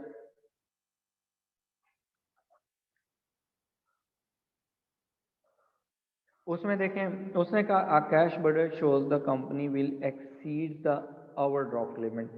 जो कैश बजट होता है ना, ये पहले समझ लें ये क्या चीज़ होता है। कैश जो है उसका एक बजट बनाया जाता है। बजट का मतलब होता है कि आप प्लानिंग करते हैं कि हमारे पास कहाँ से कैश आएगी, कहाँ हम स्पेंड करेंगे, उसका पूरा बजट बनता है। जैसे just like government of Pakistan June में जाके बजट बनाती है, पेश करती है, वो क्या होता है अगले साल के लिए, फॉलोइंग ईयर के लिए होता है। तो उसमें के पर्पस ये होता है कि हमारे कितने एक्सपेंसेस होंगे, हमें कहाँ से कैश आएगी, रेवेन्यूज वगैरह आएंगे और कहाँ हम उसको स्पेंड करेंगे। इसी तरह कैश बजट बनता है कि हमें कहाँ से कैश आएगी और हम कहाँ कहाँ उसको स्पेंड करेंगे, इन सिंपल वर्ड्स। ठीक है, आगे जब आप आगे स्टडीज में जाएंगे तो आपको कैश बजट भी प्रिपेयर करना सिखाया जाएगा। ठीक है, कहता है वो शो करता है कि company will exceed it's overdraft limit. Bank ने जो ओवरड्राफ्ट करवाने की लिमिट दी हुई है, बैंक कहता है आप 5 लाख निकलवा सकते हैं एक्स्ट्रा, आपके अकाउंट में अगर खत्म हो गए तो वो कैश बजट बताता है कि वो लिमिट एक्सीड कर जाएगी। कहता है कि which expenditure should the directors consider delaying. तो डायरेक्टर्स कौन सा एक्सपेंडिचर जो है उसको डिले कर सकते हैं। देखें, पहला उसने लिखा हुआ है आपके पास नंबर वन उसने लिखा हुआ है डिबेंचर इंटरेस्ट। आप इसको डिले नहीं कर सकते। उसकी रीज़न ये होती है कि जब आप डिबेंचर्स इशू करते हैं, लोन लेते हैं, वो कमिटेड है कि आपने उसकी पेमेंट करनी है और आपने वो हर सूरत पेमेंट करनी है, उसको डिले नहीं किया जा सकता। सेकंड नंबर पे है डिविडेंड। हाँ, डिविडेंड डिले किए जा सकते हैं, डिविडेंड कैन बी डिलेड। ठीक हो सकता है कि आप ऑर्डिनरी शेयर होल्डर्स को इस दफा डिविडेंड ना दें, प्रेफरेंस शेयर होल्डर्स को इस दफा डिविडेंड ना दें, अगली दफा दे दें। ठीक है, देख इट कैन बी डिलेड। जो रेंट वगैरह है वो भी आप डिले नहीं कर सकते, पॉसिबल नहीं है। और टैक्स भी आप डिले नहीं कर सकते क्योंकि इस पे भी फाइन लगते हैं।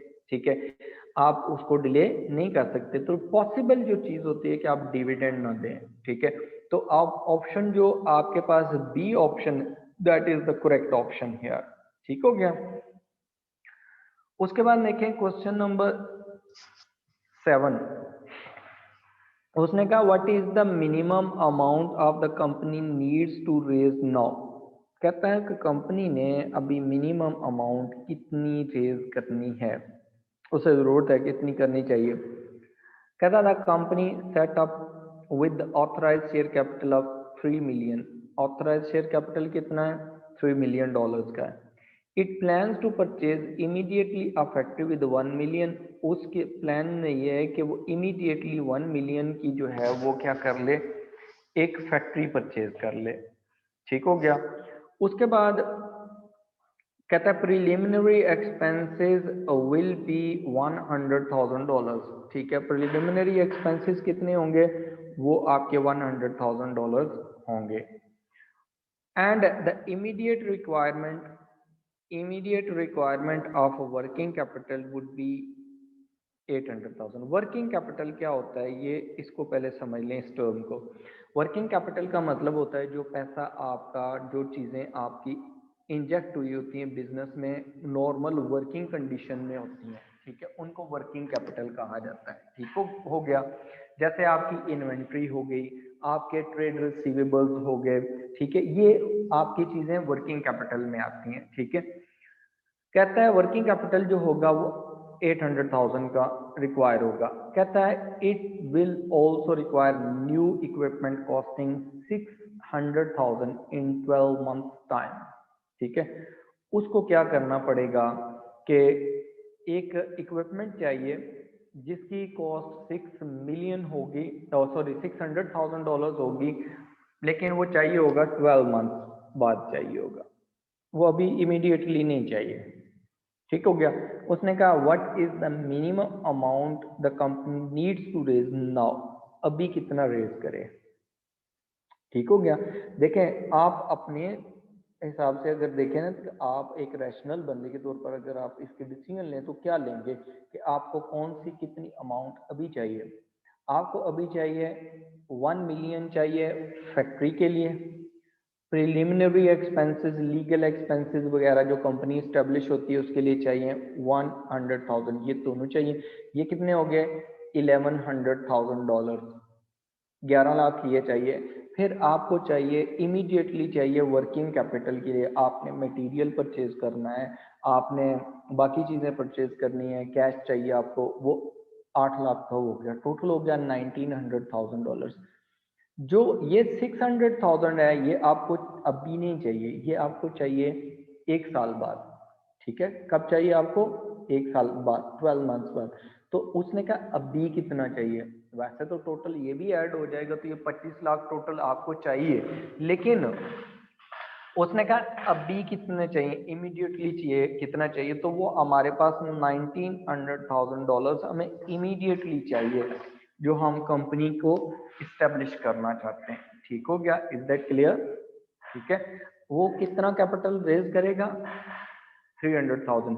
मैक्सिमम जो रेज करेगा वो 2500,000 मैक्सिमम, जो सॉरी मैक्सिमम जो रेज कर सकता है, जो ऑथराइज लिमिट है वो 3 मिलियन की है। ठीक है, जो ज़रूरत है उसकी वो इमीडिएटली ज़रूरत है $1,900,000 की, यानी कि 1.9 मिलियन की, और अगर उसमें 6 लाख और ऐड कर दिया जाए जो इक्विपमेंट्स के लिए चाहिए, तो वो भी आपको कितना बन जाएगा, उसके लिए 25 लाख वो बन जाएगा, लेकिन immediately you need only $1.9 million. Option B is the correct option, is that clear. उसके बाद देखें क्वेश्चन नंबर 8, कहता है a company has issued non cumulative shares and ordinary shares.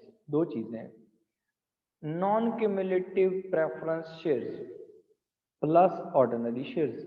ठीक है, नॉन क्यूमुलेटिव जो शेयर्स होते हैं उसका मतलब, प्रेफरेंस शेयर्स होते हैं उसका मतलब ये होता है if during 1 year preference dividend is not paid to the preference shareholders in the following year, that that dividend in area will not be paid, but in case of preference dividend अगर cumulative है, cumulative तो उसका मतलब है एक साल dividend नहीं दिया तो अगले साल फिर आपको प्रेफरेंस डिविडेंड जो पुराने साल का एरियर में वो भी देना पड़ेगा। अब उसमें देखें ऑप्शंस जो हैं, कहता है if no preference dividend is paid, कहता है अगर आप प्रेफरेंस डिविडेंड नहीं पे करते, it is carry forward to the future year. No, ये पॉसिबल नहीं है, नॉन क्यूमुलेटिव शेयर्स में ये नहीं होता, क्यूमुलेटिव प्रेफरेंस शेयर्स में होता है कि वो कैरी फॉरवर्ड हो जाता है, अगर डिविडेंड पे नहीं किया तो अगले साल आप पे करेंगे। कैरी फॉरवर्ड का मतलब होता है कोई वैल्यू अगले साल ले जाना। ठीक है, नेक्स्ट ईयर में पे होगी। उसके बाद है preference shares always get dividend. अच्छा, उसने कहा कि प्रेफरेंस शेयर होल्डर्स जो हैं वो हमेशा डिविडेंड हासिल करेंगे, लेकिन जब नॉन क्यूमुलेटिव प्रेफरेंस शेयर्स होंगे तो फिर तो ज़रूरी नहीं है कि उन्हें डिविडेंड मिले। इस दफ़ा मिलने ठीक है, नहीं मिला तो ना सही, ठीक हो गया। तो ये स्टेटमेंट भी गलत है। हाँ, अगर आपको जो हर साल प्रॉफिट्स आते रहते हैं तो डिविडेंड मिलता रहेगा हर साल। अगर हर साल जो है वो डिविडेंड नहीं आते तो ज़रूरी नहीं है कि उनको डिविडेंड दिया जाए। कहता है preference share holders and ordinary share holders always get dividend. ये भी ज़रूरी नहीं है। ऑर्डिनरी शेयर होल्डर्स को तो चांसेस ये होते हैं कि प्रॉफिट ना आए तो मिलेंगे नहीं। प्रेफरेंस शेयर होल्डर्स को ये होता है कि अगर वो क्यूमुलेटिव है तो मिल सकता है, लेकिन अगर प्रॉफिट आए नहीं है, इस साल नहीं मिलेगा, सब्सिक्वेंट ईयर में मिल जाएगा, ठीक है। लेकिन ये स्टेटमेंट करेक्ट नहीं है कि आप हर साल उनको डिविडेंड उनको मिल जाएगा। Then D, preference shareholders may get dividend. Preference shareholders may get मतलब उनको डिविडेंड मिल सकता है, ठीक हो गया। उनको डिविडेंड क्या मिल सकता है। अगर आपके प्रॉफिट्स आ रहे हैं, ठीक आ रहे हैं तो डिविडेंड मिलेगा, नहीं आ रहा है तो नहीं मिलेगा। मे का वर्ड जो यूज हुआ है इसका मतलब है चांस है, लेकिन ऊपर वाली जो स्टेटमेंट्स दोनों है ना वो कंफर्म कहती हैं हाँ जी मिलेगा ही मिलेगा हर साल। जरूरी नहीं है हर साल दिया जाए। If there will be profits then dividend will be paid. Is that clear? ठीक है। उसमें देखें नेक्स्ट आपके पास जो है उसने कहा the diagram represent the capital and reserves, capital and reserves of the company before dividend is proposed. वो कहता है डिविडेंड प्रपोज होने से पहले जो है वो उसने बताया है आपके पास कंपनी का कैपिटल एंड रिजर्व। उसने कहा कि ऑर्डिनरी शेयर कैपिटल जो है 40% है, जनरल रिजर्व उसमें 10% है, रीवैल्यूएशन रिजर्व 25% है, रिटेन्ड प्रॉफिट्स जो हैं वो आपके 5% है, और शेयर प्रीमियम जो है वो आपका 20% है। ठीक हो गया।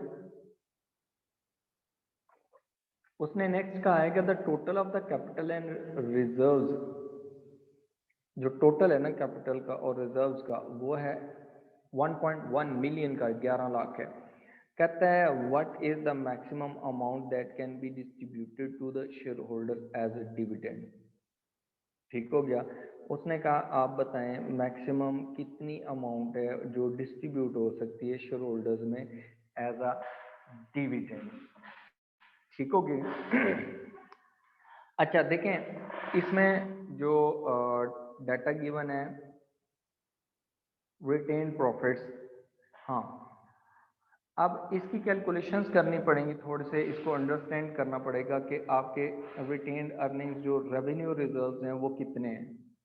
ठीक है, वो कितने रेवेन्यू रिजर्व्स, रेवेन्यू रिजर्व्स जो हैं उसमें एक रिटेन प्रॉफिट्स हैं और एक जनरल रिजर्व्स हैं। ठीक है, उनको डिवाइड किया जा सकता है as a dividend among the shareholders. ठीक हो गया। अब वो देखें आपके पास वो कितने आते हैं।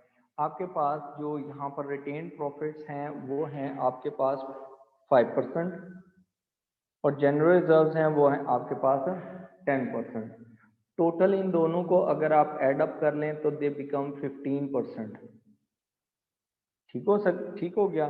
अब जो 15% है इनमें से अगर डिविडेंड देना पड़ जाए तो इनमें से डिविडेंड दे देंगे। ठीक है, आप अगर करते हैं ना बोनस इशू शेयर, तो वो फिर आप रिवैल्यूएशन रिजर्व्स और शेयर प्रीमियम को पहले यूज करेंगे। ठीक हो गया। लेकिन अब बात हो रही है कि जो डिविडेंड है वो कितना दिया जा सकता है, मैक्सिमम अमाउंट कितनी हो सकती है डिविडेंड। तो आपका कैपिटल है 11 लाख का, 11 लाख में से आपका 15% जो है वो आपका आ रहा है रेवेन्यू रिजर्व्स। तो 11 लाख का 15% कितना निकलेगा, निकालें, कैलकुलेट करें कितना आता है।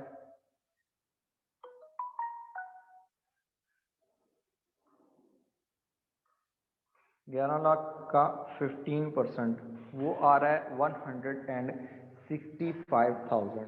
ठीक हो गया। आप मैक्सिमम 165,000 दे सकते हैं, बट जरूरी नहीं है कि दें, ठीक है, दे सकते हैं कि अगर आपके पास कुछ नहीं बचा तो आप कितना प्रॉफिट दे सकते हैं एज अ डिविडेंड इनमें से, ठीक हो गया। Maximum you can distribute 16%। जो आपके रेवेन्यू रिजर्व्स होते हैं उनके इक्वल आप अमाउंट को डिविडेंड दे सकते हैं, ठीक हो गया। उसके बाद उसने कहा है कि आपके पास जो नेक्स्ट क्वेश्चन है उसमें वो कहता है कि which of the following is the revenue reserves, इनमें से रेवेन्यू रिजर्व्स कौन से हैं जी, वो बताएं, ठीक है। रेवेन्यू रिजर्व्स में कैपिटल रिडेम्पशन रिजर्व, वर्ड ही साथ लगा हुआ है कैपिटल का, ठीक है। कैपिटल रिडेम्पशन का मतलब होता है कि आपने कोई कैपिटल वापस करना है, उसके लिए आपने रिजर्व्स क्रिएट किया हुआ है, ठीक है। मतलब कि आपने शेयर्स वापस लेने हैं, ठीक है, और उसके अगेंस्ट पेमेंट करनी है, तो वो नाम से ही कैपिटल, वर्ड से ही आपको पता चल जाए कि ये दिस इज कैपिटल रिजर्व, ठीक है, ये this is capital reserve. General reserve जो होते हैं ये आपके रेवेन्यू रिजर्व होते हैं, रिवैल्यूएशन रिजर्व भी कैपिटल रिजर्व होते हैं, शेयर प्रीमियम भी कैपिटल रिजर्व होते हैं, ठीक है। तो ऑप्शन ए सी डी ये रॉन्ग ऑप्शन है and option B is the correct option for question number 10।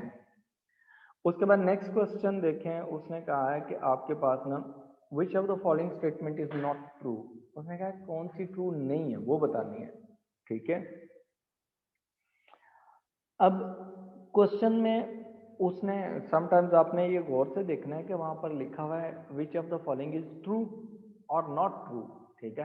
तो सम स्टूडेंट्स ऐसा करते हैं, वो रीड नहीं करते केयरफुली और वो फिर ट्रू वाली ऑप्शन उन्हें ज्यादा नजर आ रही होती हैं और फिर उनमें से जो सबसे अच्छी लग रही होती है उसको टिक करके आ जाते हैं। तो ये काम नहीं करना, आपने इसको गौर से पढ़ना, विच of the following is not true, ठीक है। उसमें देखें उसने कहा है share must have a face value, face value का मतलब है कि नॉमिनल वैल्यू होनी चाहिए। डेफिनेटली ये जरूरी है कि आप जब शेयर्स हैं उसके ऊपर कोई वैल्यू, उसकी नॉमिनल वैल्यू हो, जैसे नोट की एक फेस वैल्यू होती है उसके ऊपर लिखी होती है, इसी तरह इसके लिए भी जरूरी है। तो ये स्टेटमेंट ट्रू है, ठीक है। तो हमसे पूछा उसने ट्रू कौन सी नहीं है, तो इसका मतलब ऑप्शन इज इनकरेक्ट। उसके बाद उसने कहा authorise share capital is higher और the same as issued share capital, ये भी सेम है कि आपका ऑथराइज कैपिटल या तो ज्यादा होगा इशूड कैपिटल से या सेम होगा। फॉर एग्जाम्पल आपने 10 लाख ऑथराइज करवाए शेयर कैपिटल 10 लाख का, तो आप मैक्सिमम जो शेयर इशू कर सकते हैं वो 10 लाख के हो सकते हैं या उससे कम हो सकते हैं, उससे ज्यादा नहीं हो सकते। उसके बाद ये स्टेटमेंट भी करेक्ट स्टेटमेंट, ट्रू स्टेटमेंट है और उसने कहा हमसे नॉट ट्रू बतानी है। उसने कहा share can be issued at premium, yes they can be issued at premium, ये भी ट्रू है, ठीक है।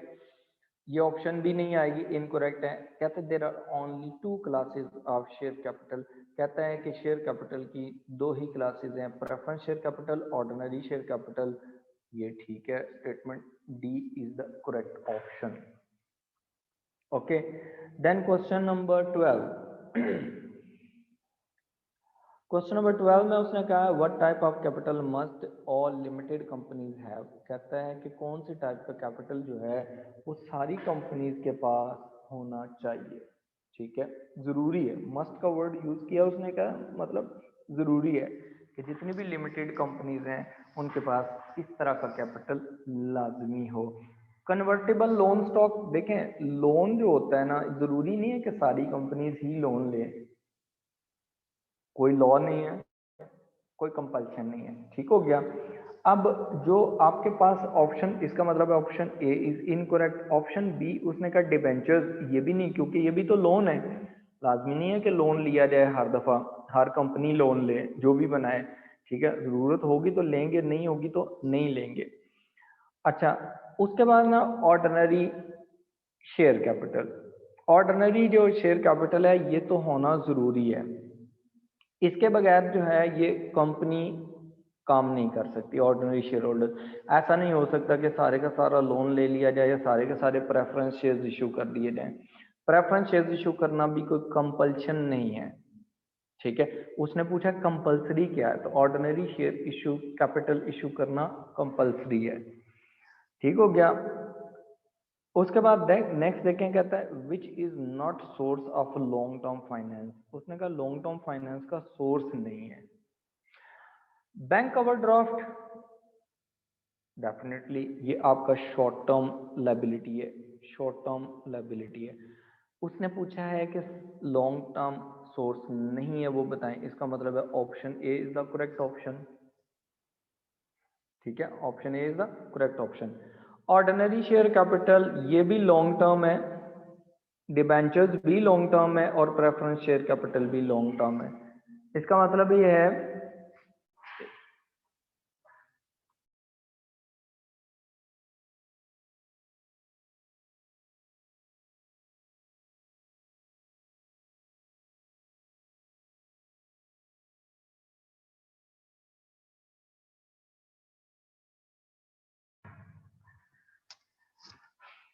अच्छा, यहाँ पर देखें फिर हमारे पास कौन सी ऑप्शन है। क्वेश्चन नंबर 13 में देखें, क्वेश्चन नंबर जो 13 है उसमें हमारे पास option A is the correct option.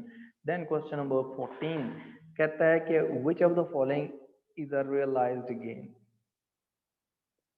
अच्छा देखें, पहले वर्ड को समझ लें, रियलाइज्ड और अनरियलाइज्ड को। दो स्टेटमेंट्स होती हैं, realised gain and unrealised gain.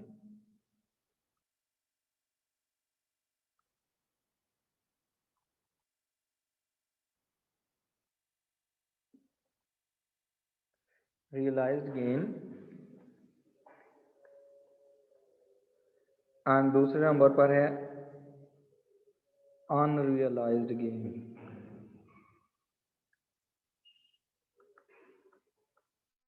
जो हमारे पास रियलाइज्ड गेन होती है ना, उसमें क्या होता है कि आप क्या करते हैं, एसेट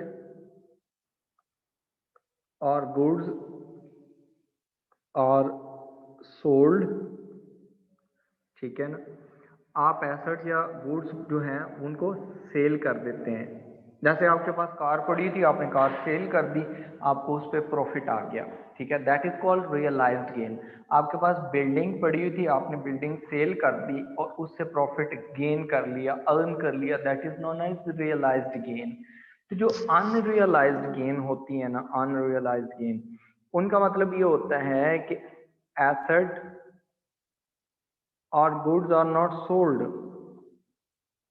आप उनको सेल नहीं करते। तो फिर क्या होता है अगर सेल नहीं करते, जैसे एसेट का रीवैल्यू कर लिया जाता है, एसेट की वैल्यू 1 लाख थी, 1,50,000 हो गई, 50,000 इंक्रीज हो गया, तो वो आपने सेल थोड़ी की है एसेट, उसको आपने जस्ट अपने पास रखा हुआ है, उसकी वैल्यू इंक्रीज होगी, आपने उसकी वैल्यू रीवैल्यू कर दी है, ठीक है, एसेट की नई वैल्यू कैलकुलेट कर ली है।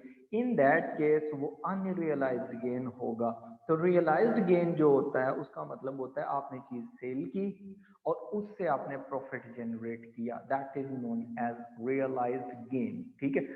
और ऑप्शंस में देखें, आपके पास जो ऑप्शंस आ रही हैं उनमें क्या क्या ऑप्शंस हैं। ऑप्शन ए कहता है surplus on revaluation of trade investment to the current market value.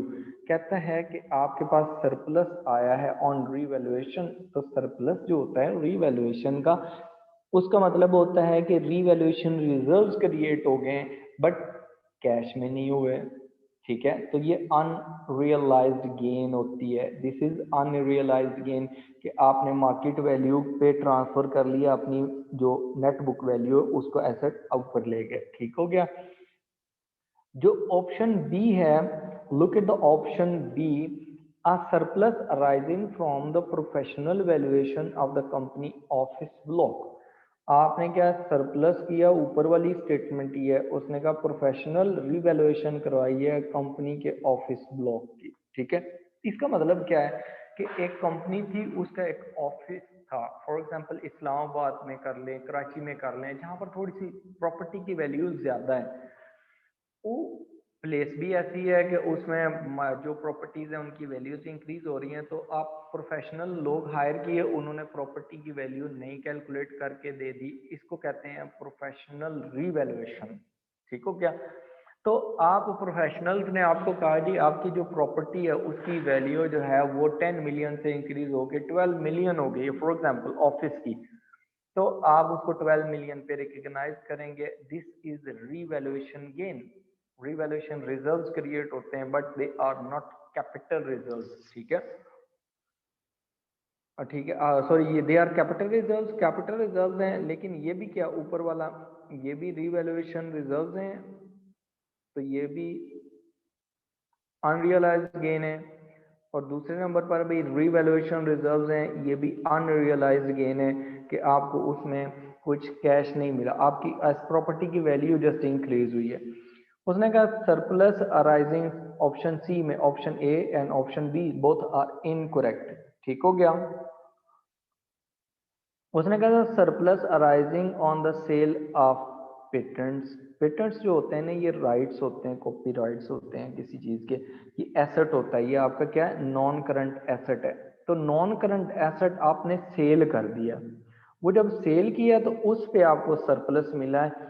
तो जब आप सेल करते हैं तो तब अगर कुछ चीज मिलती है, आपको प्रॉफिट मिलता है, that is known as realised gain.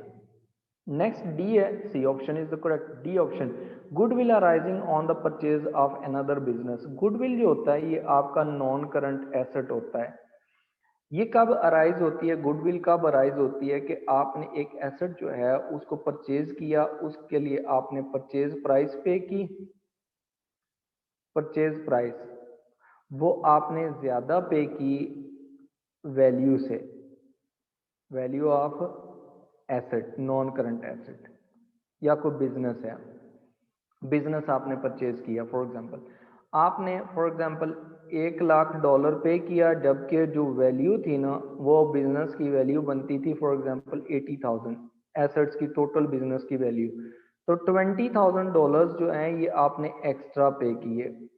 ये जो एक्स्ट्रा पे किए हैं that is goodwill, that is known as goodwill. तो यहाँ गेन थोड़ी हुआ है, ये गेन जो हुआ है ये आपने एक्स्ट्रा पेमेंट की है, ठीक है।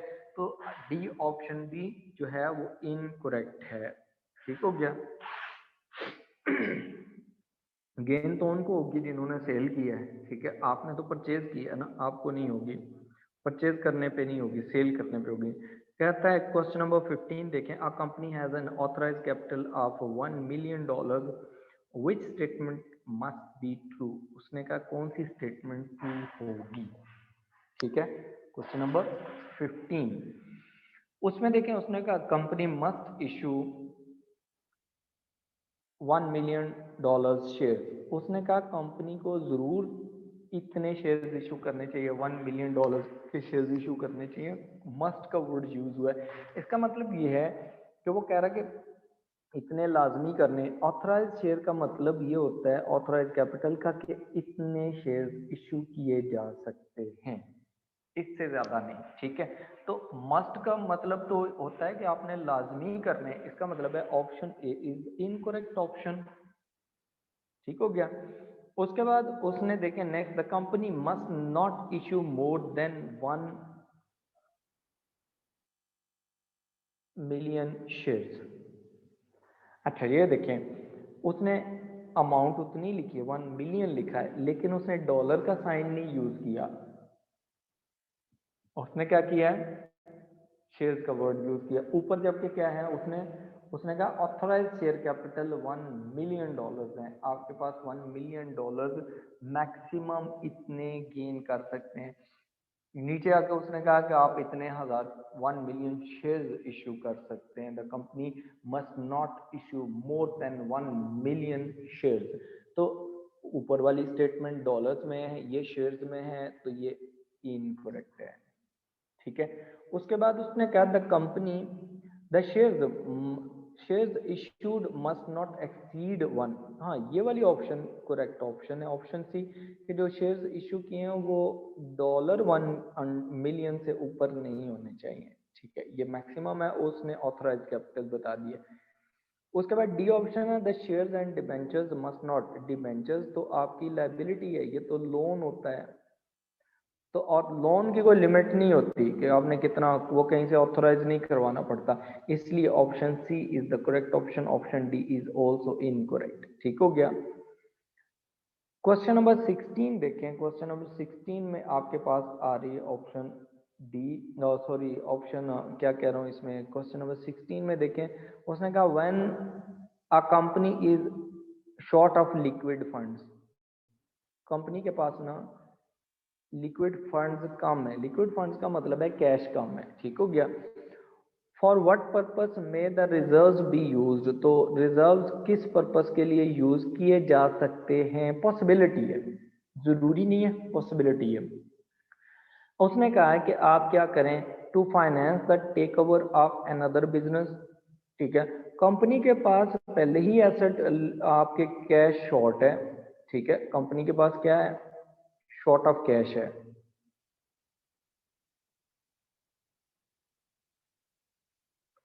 कैश एंड बैंक बैलेंस दोनों ही नहीं है उसके पास ना, कैश एंड कैश इक्विवेलेंट कम है, उसको प्रॉब्लम फेस कर रहे हैं वो कहता है टू, अब उसने क्या करना है, कहता है रिजर्व्स क्यों यूज करें, to finance the takeover of another business the company is anxious to acquire, company चाहती है कि बिजनेस एक्वायर किया जाए, तो वो कहते हैं कि जो रिजर्व में से पैसे निकाल लें, कैश है ही नहीं तो रिजर्व में से कहाँ से निकालना है, ठीक है। इसका मतलब है कि option A is the incorrect option, option A is the incorrect option. Then question जो ऑप्शन बी है उसमें क्या आता है, to maintain dividends during the period of the low profitability, कहता है कि आप रिजर्व्स को यूज करें to maintain dividend, dividend maintain क्या करना है ड्यूरिंग द लो प्रॉफिटेबिलिटी, तो जब आप डिविडेंड देंगे, ठीक है, तो कैश तो फिर भी देनी पड़ेगी, ठीक है, तो फिर ये ऑप्शन भी इनकरेक्ट है, कैश तो पहले ही नहीं है। कहता है to pay the trade payables promptly so as to obtain the discount, कहता है आप पे करने हैं ट्रेड पेबल्स को, मतलब जो आपके रहती सहती कसर है वो भी निकाल दें, कि जो कैश पड़ी हुई है वो भी आप पेमेंट कर दें, बाकी आपके पास कैश कुछ ना रहे, ठीक है। उसके बाद उसने कहा है कि अब देखें रिजर्व जो होते हैं ना, उसमें जरूरी नहीं है कि बैक एंड पे कैश पड़ी हो, तो इसलिए ना तो वो फाइनेंस कर सकते हैं फिर जब आपके पास कैश नहीं है, ना ही आप उनमें प्रॉफिट डिविडेंड दे सकते हैं, ना ही आप उसको उनको वो ट्रेड पेबल्स को पेमेंट कर सकते हैं, क्योंकि रिजर्व जो होते हैं वो तो आपने क्रिएट किए हुए हैं, उसके अगेंस्ट लाजमी नहीं है कि कैश भी आपने क्रिएट की हो। कहता है to write down the assets, आपने एसेट्स को राइट डाउन करें whose value of the business has fallen, ठीक है। अब आप क्या करें ये एक है चीज ना, कि आपने अगर revaluation reserve for example create किए हुए हैं, ठीक हो गया, तो जब रीवैल्यूएशन रिजर्व्स क्रिएट कर लेते हैं तो एसेट राइट डाउन का मतलब ये होता है कि आपने डाउनवर्ड रीवैल्यूएशन करनी है, downwards revaluation of non current asset, जो आप non current asset downward revaluation करते हैं ना, ठीक है, तो आपके जो क्रेडिट हो जाते हैं जब एंट्री होती है, तो नॉन करंट एसेट जो होता है ना वो क्रेडिट हो जाता है। डेबिट में आपके पास क्या क्या चीज आ जाती है, आपका एसेट इंक्रीज होता है तो डेबिट होता है ना, डिक्रीज हो तो क्रेडिट हो गया, आपने डाउनवर्ड उसको वैल्यू कर दिया एसेट की। तो आपके पास एक तो एक्यूमुलेटेड डेप्रिसिएशन जो होती है वो तो आपने डेबिट करनी करनी होती है, हमने अभी जो पिछला चैप्टर पढ़ा था उसमें एक जर्नल एंट्री पड़ी थी रीवैल्यूएशन रिजर्व्स वाली, MCQ number I think so 10 या कुछ था इस तरह करके, ठीक है। उसमें देखें एक्यूमुलेटेड डेप्रिसिएशन क्या होती है, डेबिट होती है, प्लस आप क्या करते हैं अगर आपके पास रीवैल्यूएशन रिजर्व्स पड़े हुए हैं तो उनको यूज किया जाता है, रीवैल्यूएशन रिजर्व्स उनको यूज किया जा सकता है। अगर रीवैल्यूएशन रिजर्व्स नहीं होते तो फिर हम उसको इनकम स्टेटमेंट में लेके जाते हैं, लेकिन उसने ये ऑप्शन पूछी है कि रिजर्व्स कहाँ यूज हो सकते हैं, तो जब एसेट डाउनवर्ड रीवैल्यूएशन होती है उनकी, तो उसके अगेंस्ट जो रिजर्व्स पड़े होते हैं उनको एडजस्ट कर लिया जाता है, ठीक है, यूज किया जा सकता है, तो option D is the correct option, ठीक हो गया। अच्छा, बाकी क्वेश्चंस आपके रह गए हैं, 16 क्वेश्चंस हो गए हैं, टोटल 31 क्वेश्चंस हैं, तो आप लोगों ने क्या करना है, बाकी क्वेश्चंस करने हैं, नेक्स्ट क्लास में आपने मुझसे पूछ लेने हैं, इनके सॉल्यूशंस भी ये एंड पे अटैच हैं, ये मैं गूगल क्लासरूम में भी शेयर कर दूंगा, आप उधर से इनको देख लीजिएगा। ठीक हो गया। तो अभी आज के लिए इतना काफ़ी है। Tomorrow we will start another topic. ठीक है, उसमें हम फाइनेंशियल स्टेटमेंट्स करेंगे, आप सोल ट्रेडर विद एडजस्टमेंट्स। ठीक हो गया, वो कल ही स्टार्ट करेंगे, कल ही कंप्लीट कर लेंगे, क्योंकि फाइनेंशियल स्टेटमेंट्स आप सोल ट्रेडर हमने विदाउट एडजस्टमेंट्स पहले ही पढ़ी हुई है। ठीक हो गया। ओके, फिर कल तक के लिए, फिर अगली क्लास तक के लिए अल्लाह हाफिज।